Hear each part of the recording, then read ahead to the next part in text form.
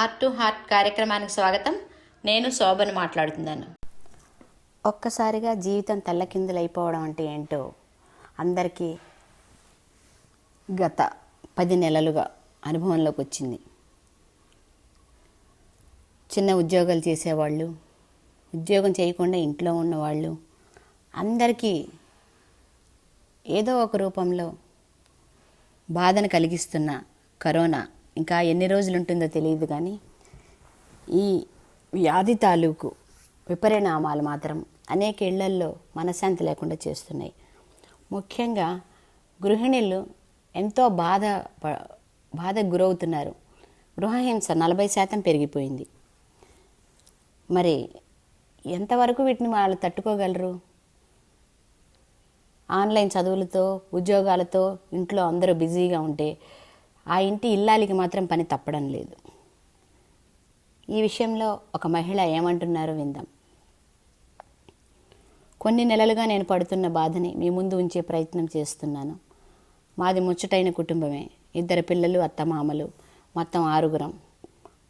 అత్తమామలు దగ్గరలోనే విడిగా ఉండేవాళ్ళు. మా వారిది సాఫ్ట్వేర్ ఉద్యోగం. అమ్మాయి అబ్బాయి చదువుకుంటూ ఉండేవాళ్ళు. అందరూ బిజీనే. పొద్దున 9 కల్లా పని పూర్తి చేసి కాసేపు రిలాక్స్ అయ్యేదాన్ని, కాసేపు వ్యాయామం చేసేదాన్ని, కిట్టి పార్టీలకు వెళ్ళేదాన్ని. స్నేహితులతో కూడా అప్పుడప్పుడు సమయం గడపడానికి కుదిరేది. మా అత్తమామల ఇంటికి వెళ్ళి కాసేపు ఉండి వాళ్ళకి కావలసిన పనులు కూడా చేసి పెట్టేదాన్ని. మరి ఇప్పుడు లాక్డౌన్ మొదలయ్యాక అందరం ఒకచోటే ఉన్నాం. మా అత్తమామల్ని కూడా మా ఇంటికే తీసుకొచ్చారు మా వారు. పోనీలే అనుకున్నా. ఓ పక్క పనివారి సహాయం లేదు. పిల్లలేమో ఆన్లైన్ చదువులతో, శ్రీవారి ఆఫీస్ పనితో బిజీ. అందరికీ వేరువేరు రుచులు కావాలి. ఎక్కడా తేడా రాకూడదు. పెద్దవాళ్ళు ఏ సహాయం చేయలేరు. వారి ఆహార నియమాల ప్రకారం వాళ్ళకి చేసి పెట్టాలి.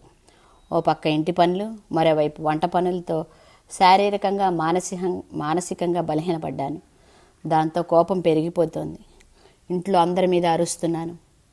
నాకు కోపం వచ్చినప్పుడు ఇంటి పనుల్లో కొద్దిగా సహాయం చేస్తారు. మళ్ళీ మామూలే. చిన్న చిన్న పనులకు కూడా 10 సార్లు చెప్పాలి. వాళ్ళకి పని లేకపోతే మాత్రం టీవీ సినిమాలు చూస్తూ రిలాక్స్ అవుతారు. నాకు ఏదీ లేదు. పారిపోవాలనిపిస్తోంది. బందీనైపోయాననిపిస్తోంది. ఎవరికి చెప్పాలన్నా అందరూ ఇదే ఎదుర్కొంటున్నారు. నా స్నేహితులకు కూడా ఇదే పరిస్థితి. ఏం చేయాలి? ఎలా ఇంట్లో వాళ్ళ మార్పు తీసుకురావాలి? ఇది ఒక గృహిణి పడుతున్న మానసిక వేదన. ఈ కరోనా వ్యాధి వల్ల తదనంతర లాక్డౌన్ పరిణామాలతో ఎన్నో ఫ్యామిలీస్లో ఇటువంటి సమస్యలు ఎదురవుతున్నాయి. ఇక్కడ పేద గొప్ప తేడా లేదు. చదువుకున్నా లేకపోయినా ఒకటి. వీటన్నిటికీ కారణం ఏంటంటే మన పెంపకాల్లో నూరిపోసిన వివక్ష. ఇంటి పని అనేది గృహిణిది మాత్రమే అనే ఒక ధోరణి. ఇప్పుడైనా మన సమాజ ధోరణిని ప్రశ్నించి మారాల్సిన అవసరాన్ని ఇటువంటి సమస్యలు గుర్తు చేస్తాయి. ఈ విషయంలో జపాన్ దేశం అందరికీ ఆదర్శం కావాలి. అక్కడ స్కూళ్ళల్లో చదువుతో పాటు జీవితానికి అవసరమైన పనులు చేసుకోవడం కూడా నేర్పిస్తారు, వంటలతో సహా. మన దగ్గర రుబ్బుడు చదువులే తప్ప ఇటు పుల్ల తీసి అటు పెట్టడం నేర్పించరు. ఇంట్లో కూడా అదో పెద్ద విషయంగానూ భావించరు. ఉద్యోగం చేసే మహిళల పరిస్థితి ఇంకా దారుణం. ఇంట్లో ఆఫీస్ పని, ఇంటి పని కూడా చెయ్యాలి. అందరికీ కాకపోయినా ఎక్కువ మందికి ఇవే సమస్యలు. అలా నిరుత్సాహపడక్కర్లేదు. అడిగినప్పుడైనా సహాయం చేస్తే పర్వాలేదు. కొంతవరకు సహాయపడే గుణం ఉందన్నమాట. అంచేత ముందుగా ఒక కుటుంబ సమావేశం పెట్టి ఎలా కష్టం పడుతున్నారో వివరించాలి. ఎవరెవరు ఏ సహాయం చేయగలరో అడగాలి. అలాగే వంటలు, ఇతర విషయాల్లో కూడా ఎవరికి ఏ ఆసక్తి ఉంటే దానికి సంబంధించిన పనులు కేటాయించాలి. చాలా కుటుంబాల్లో ఇప్పుడు ఉదయం బ్రేక్ఫాస్ట్, సాయంత్రం స్నాక్స్ తగ్గిపోయాయి. వీలైతే అలా ప్లాన్ చేసుకోవాలి. కూర్చుని చేసే పనుల్లో అత్తమామల్ని కూడా భాగస్వాములు చేయొచ్చు. అంత బాగా చేయకపోయినా కూడా వారిని మెచ్చుకోవాలి. అలాగే మహిళలు కూడా వారికంటూ కొంత సమయం కేటాయించుకోవాలి.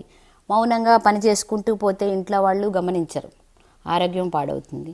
అలాగే అనవసరంగా గొడవ పడక్కర్లేదు.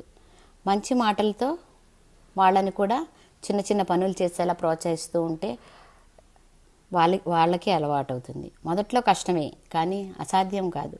ప్రయత్నించాలి. All the best. ఇది ఈనాటి ఎపిసోడ్. తిరిగి మరో ఎపిసోడ్తో వచ్చే వారం మళ్ళీ కలుద్దాం. అంతవరకు సెలవు.